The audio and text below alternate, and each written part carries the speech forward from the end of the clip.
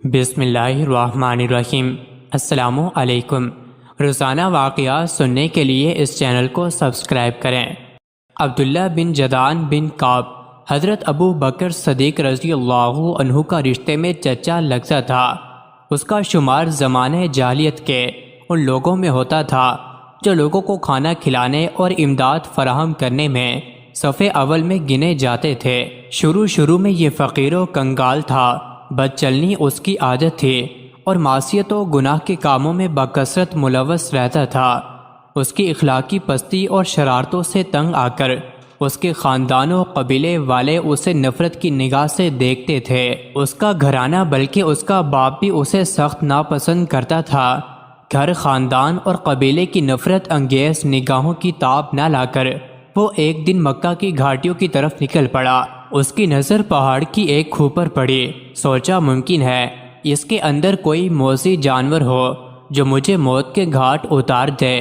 چنانچہ جان بوجھ کر کھو کی طرف بے خوف بڑھا تاکہ خود کو موت کے منہ میں ڈال دے، اور پھر گھر، خاندان اور قبیلے کی طرف سے جس نفرت و بغض کا اسے سامنا کرنا پڑ رہا ہے، اس ذلت و عار سے ہمیشہ کے لیے آرام پا جائے۔ جب وہ غار کے قریب پہنچا تو اسے ایک اژدہا نظر آیا جو لگتا تھا کہ جیسے اس کی طرف بڑھنے کے لیے چھلانگ مارنے ہی والا ہو۔ یہ دیکھ کر وہ کسی خطرے کی پرواہ کیے بغیر اژدھے کی جانب بڑھنے لگا۔ جب اژدھے کے نزدیک ہوا تو اس نے دیکھا کہ وہ تو سونے کا بنا ہوا ہے اور اس کی آنکھوں میں یاقوت لگے ہوئے تھے جو چمک رہے تھے۔ وہ غار کے اندر داخل ہوا۔ غار میں قبیلہ جرہم کے بادشاہوں کی چند قبریں تھیں۔ ایک قبر حارث بن مزاز کی بھی تھی جو ایک طویل مدت پہلے غائب ہو گیا تھا اور کسی کو معلوم نہیں تھا کہ آخر وہ گیا کدھر۔ آیا اس سے آسمان نے اچک لیا یا زمین کھا گئی؟ عبداللہ بن جدعان کو ان قبروں کے سرہانے سونے کا ایک تختہ ملا جس پر ان بادشاہوں کی تاریخ وفات اور ان کی مدت حکومت کی تفصیل درج تھی۔ نیز ان کی قبروں کے پاس ہیرے، جواہرات اور سونے چاندی کا انبار تھا۔ عبداللہ بن جدعان نے غار کے اندر سے حسب خواہش جواہرات لیے اور غار کے منہ پر پہچان کے لیے نشان لگا کر نکل گیا۔ جب وہ لوٹ کر اپنی قوم کے پاس آیا تو انہیں خوب دولت سے نوازا۔ چنانچہ لوگ اس کو محبوب جاننے لگے اور اسے اپنا سردار بھی تسلیم کر لیا۔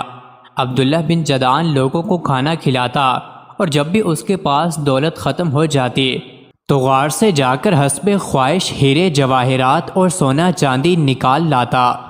لوگوں کو کھانے میں کھجور اور ستو دیتا اور پینے کے لیے دودھ کا بندوبست کرتا۔ عبداللہ بن جدعان نے ملک شام کی طرف 2000 اونٹ بھیجے تھے جن پر گیہوں، شہد اور گھی لاد کر مکہ لایا گیا۔ پھر اس نے ایک منادی کرنے والے کی یہ ذمہ داری لگا دی کہ وہ ہر رات خانہ کعبہ کی چھت پر چڑھ کر لوگوں میں کھانے کے لیے دعوت عام کا اعلان کرے۔ چنانچہ ہر رات وہ منادی کرنے والا اعلان کرتا، ابن جدعان کی دیگ کی طرف آؤ، یعنی اس کی دعوت طعام کو قبول کرو۔ صحیح مسلم کی شرح میں عبداللہ بن جدعان کی دیگ کے متعلق لکھا ہے۔ ابن قتیبہ کہتے ہیں عبداللہ بن جدعان کی دعوت طعام والی دیگ اس قدر بڑی تھی کہ اس سے اونٹ سوار سواری کی پیٹھ پر ہی کھانا لے کر کھا لیتا تھا، مگر اس قدر فیاضی اور دعوت عام کے باوجود بھی وہ اللہ کے دربار میں سرخرو نہ ہو سکا۔ مزید ایسے ہی ویڈیوز کے لیے چینل کو ضرور سبسکرائب کریں۔